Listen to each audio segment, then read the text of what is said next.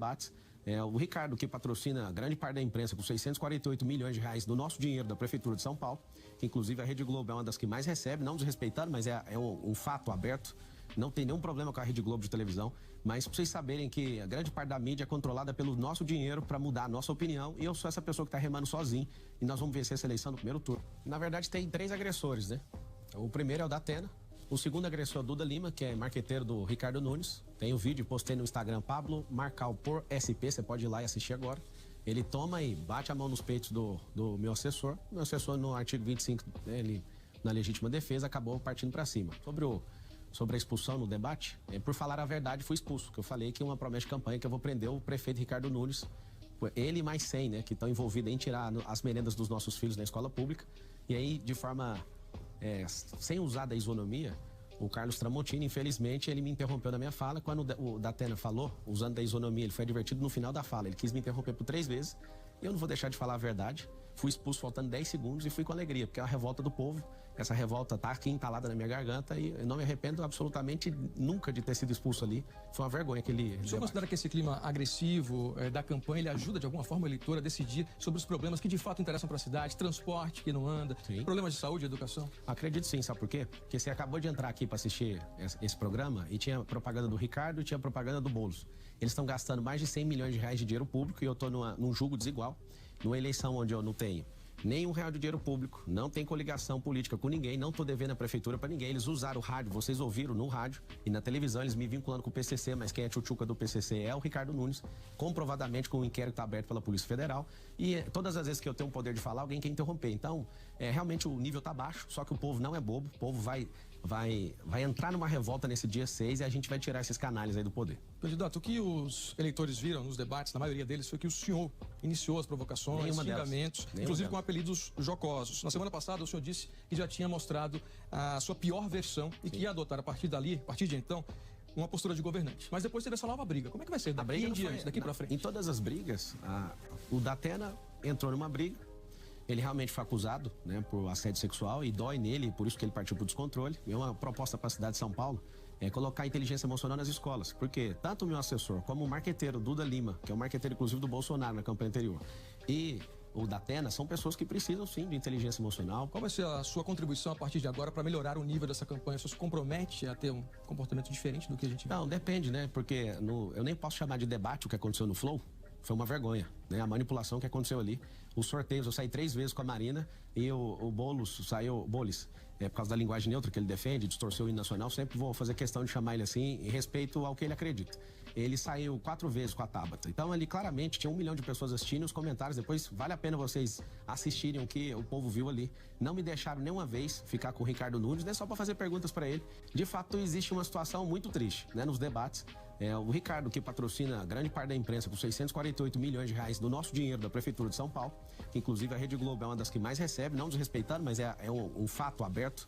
Não tem nenhum problema com a Rede Globo de televisão, mas pra vocês saberem que a grande parte da mídia é controlada pelo nosso dinheiro para mudar a nossa opinião, e eu sou essa pessoa que tá remando sozinho, e nós vamos vencer essa eleição no primeiro turno. Não fica confuso, candidato, com esse morde e assopra nessa sua relação com o governador? Nenhuma, essa é a verdade. Eu assumi o que eu falo e falo de novo. Respeito e gosto muito do Tarcísio.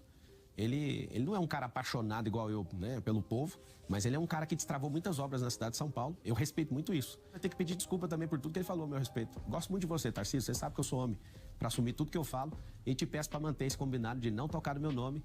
Faça aí a ressurreição diária que você tá com no velório, né, do Ricardo Nunes, que você tenta ressuscitar ele todo dia. Ele não vai levar essa eleição, fica tranquilo. Sobre outra questão aqui importantíssima, que é saúde, né? A fila de exames é muito grande. O senhor já disse que consegue zerar essa fila aí de espera por exames da capital em 18 semanas, inclusive com a contratação de serviços em hospitais particulares. É uma meta ambiciosa, mas que a gente já viu.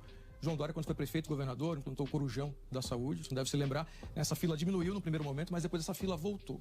Qual seria a solução definitiva que o senhor apresenta para quem espera, né, dias e meses por um exame, por uma consulta e por uma cirurgia, por exemplo, aqui em São Paulo? Eu coloquei 18 semanas, mas já fizeram em 90 dias. E de fato voltou porque a política pública foi adotada e não teve continuidade.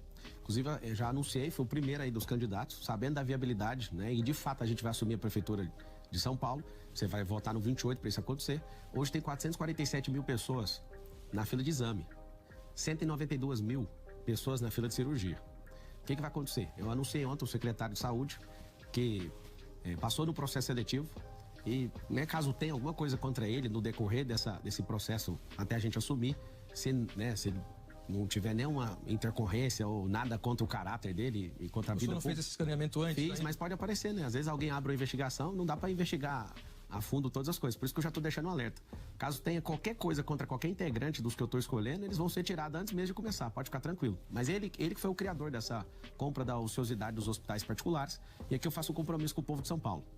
Se a gente não zerar essa fila de 447 mil exames em 18 semanas... A Prefeitura de São Paulo vai te dar um cheque na mão, se você mesmo vai resolver o problema. Mas a questão não é zerar a fila, a questão é resolver definitivamente para que essa fila não volte a se formar. O senhor pretende, por exemplo, construir novos hospitais municipais ou UPAs, por exemplo? Vamos lá. Isso não aparece no plano de governo. Sim. A primeira coisa é ajustar a questão da demanda. Hoje a gente tem uma demanda que não é ajustada. O próprio Wilson explicou isso em coletiva de imprensa, está no meu Instagram, Pablo Marcal por SP, que é uma conta reserva aí, que as minhas redes sociais foram derrubadas também. Você vê o tanto que tá tranquilo. A gente apanha, perde rede social, não tem dinheiro público, tem ninguém a nosso favor, a não ser Deus e o povo. Então... Para finalizar sua resposta, a questão de ajuste de demanda e também tratando a causa, porque senão a gente vai ter um problema de saúde infinito, é colocando esporte na escola e fazendo com que os alunos da rede pública, né, nesses próximos anos, se transformem em esportistas. Inclusive, hoje tem 80 mil pessoas em situação de rua, acho que você deve tocar nesse assunto, que é um assunto dramático na cidade. Lá você não encontra esportista, você não acha esportista lá. Agora, antes eu queria falar sobre saúde da mulher. O senhor fala que vai investir em exames preventivos, atendimento pré-natal e também em políticas para prevenir a gravidez precoce, isso no seu plano de governo. Que políticas públicas o senhor pretende adotar para evitar que meninas, que adolescentes engravidem? O senhor, por exemplo, defende aulas de educação sexual nas escolas municipais? A questão é o seguinte, sou 100% contra a erotização dos nossos filhos na rede municipal, na estadual e em todo lugar, privado inclusive. Nós temos que ensinar segurança sexual, que é diferente de erotização ou despertar a erotização nos nossos filhos. Isso não é papel da escola e nem do Estado tocar nesse assunto. Qual seria a diferença, basicamente? A diferença é simples. A segurança sexual a sua genitália não pode ser tocada por outra pessoa. Ensinar que existem abusadores, treinar principalmente os homens, né, para os homens respeitarem as mulheres. Isso vai ser inovação no nosso governo. Nós vamos propor uma política pública de treinar todos os homens da cidade de São Paulo através de EAD, com portal. As pessoas vão ter cursos gratuitos, vão ter acesso ao ensino que hoje muitas pessoas, milhões de pessoas pagam no Brasil, vai ser gratuito e a gente vai fazer essa reciclagem e as mulheres serão respeitadas nessa cidade. A Prefeitura distribui camisinhas, né, distribui também anticoncepcionais, pílulas. O senhor pretende manter isso na Prefeitura de São Paulo, eventualmente? Então, existe a questão da causa e do efeito. Não tem como você cortar um efeito agora se você não ajustou a causa. Então a gente vai na base ajustar a causa e eu acredito que em alguns meses a gente pode inverter esse investimento. Queria falar um pouco sobre um outro tema que veio à tona agora durante a campanha. Nessa semana o TRE manteve a suspensão de perfis seus nas redes sociais. O senhor pagou prêmios em dinheiro para quem conseguisse postar mais vídeos seus com a hashtag Prefeito Marçal? Então, eu não coloquei nenhum real de empresa e nem meu até agora na campanha e não vou colocar. Inclusive, se você puder doar, você que está assistindo, é difícil ter que pedir isso, mas sem dinheiro público, sem dinheiro de lugar nenhum. Só falta pouca munição para a gente terminar essa campanha. O Pix é 56-336-422-1000 contra 97. Repetindo, 56-336-422-1000 contra 97. Manda o pouco que você puder que a gente vai honrar isso aí. Sobre as redes sociais, foi 4-3, né, lá no TRE. Só que, desde quando me censuraram nas minhas redes sociais, que era só desmonetizar meu canal, era só me aplicar uma multa, tiraram a única coisa que eu tinha. Então eu fui censurado em debate, eu fui censurado nas redes sociais, eu fui censurado em tudo. Fui agredido e continuo firme, nós vamos vencer essa eleição, o número é 28. No parecer, a justiça diz o seguinte, candidato: monetizar cortes equivale a disseminar continuamente uma imagem sem respeito ao equilíbrio que se preza na disputa eleitoral. Não houve um drible aí na lei eleitoral? Aí você tem que perguntar para 3 juízes que votaram para voltar. 3 juízes do TRE votaram para que eu tivesse de volta. Então, e outros 4, né, formaram maioria por essa decisão que eu acabei de citar aqui. Isso houve dinheiro ou não houve para aumentar esse funcionamento nas suas redes sociais? Eu fiz isso antes da campanha e sempre assumi. Isso é um método que eu uso, né, para as pessoas receberem os conteúdos. Mas não teve para a Prefeitura de São Paulo, não teve para a campanha. Eu acredito que foi desproporcional a decisão, continuo acreditando no Judiciário. E mesmo que perseguisse, né, que eu fosse perseguido ou que eu fui censurado, com o artigo 5º da Constituição Federal fala sobre censura, eu tô de censura prévia nas redes sociais, só que a revolta do povo foi assustadora. Eu tô com o Instagram agora que tem 4 bilhões de visualizações, eu acho que não deu certo essa manobra aí do do partido MDB e dos comunistas aí do PSB. Congestionamento é um problema grave aqui em São Paulo e o senhor disse que para melhorar a fluidez do trânsito, né, o senhor propõe liberar que os carros virem à direita nos cruzamentos, mesmo com o farol vermelho, como em algumas cidades americanas, como o senhor cita. Sim. Não é um risco aí para pedestres, para pessoas que têm dificuldade de mobilidade, como idosos, e principalmente num momento como esse. A gente acabou de mostrar, São Paulo vem batendo recorde de atropelamentos e mortes no trânsito. Então, é por isso que precisa de investir na educação. A gente não tem uma educação de trânsito, não tem treinamentos constantes sobre isso. Se funciona nos Estados Unidos, qual que é a diferença? Mas o senhor vai liberar essa conversão antes da educação das pessoas? Não, é lógico que a gente vai passar o primeiro ano ensinando e conscientizando para depois fazer isso. Isso é um processo que precisa mudar a mentalidade. As pessoas precisam respeitar umas às outras primeiro. Agora, isso vai melhorar de 16% a 20% a mobilidade da cidade.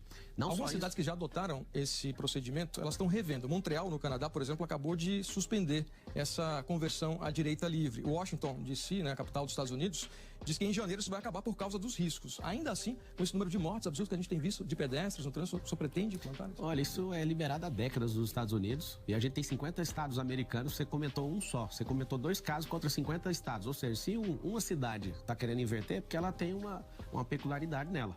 A grande verdade é que a única proposta de governo, que é votar no 28, tem de fato uma saída para o trânsito. Os 2 milhões de empregos em volta nas periferias já é a maior solução de trânsito da cidade. O meu tempo está acabando aqui agora, eu quero te pedir um favor.